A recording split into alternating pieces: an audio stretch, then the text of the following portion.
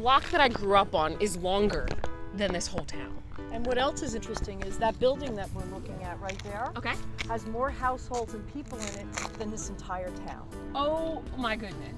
Let's talk about that. I'll show you the town. This is Loch Arbour, New Jersey. It is one of 42 tiny towns that doesn't have a police department. They also might not have a school district. They're called tiny towns for a reason. This one in particular has 194 residents on just 0.11 square miles of land. So, but you were saying I'm right in the middle of town right now.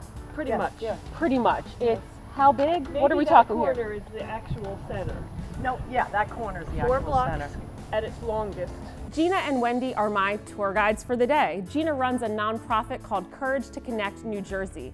They help tiny towns just like this one find partnership towns to leverage their resources. This 100-year-old idea of consolidating municipalities and regionalizing our schools is going to provide the efficiencies that I think New Jersey needs and wants.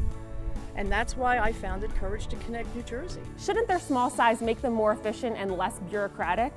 She says no. Some of these tiny towns that don't have police stations, that don't have fire departments, they need the resources from surrounding lands, they need the schools.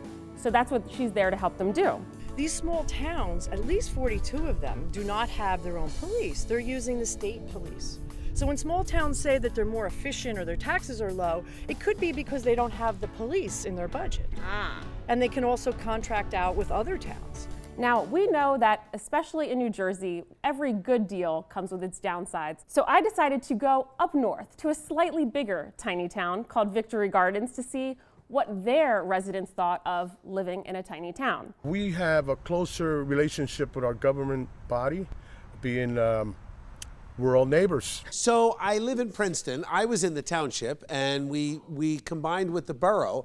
And I got to tell you, my taxes went up. I haven't seen any change. It is a complete farce. We should have stayed and left well enough alone.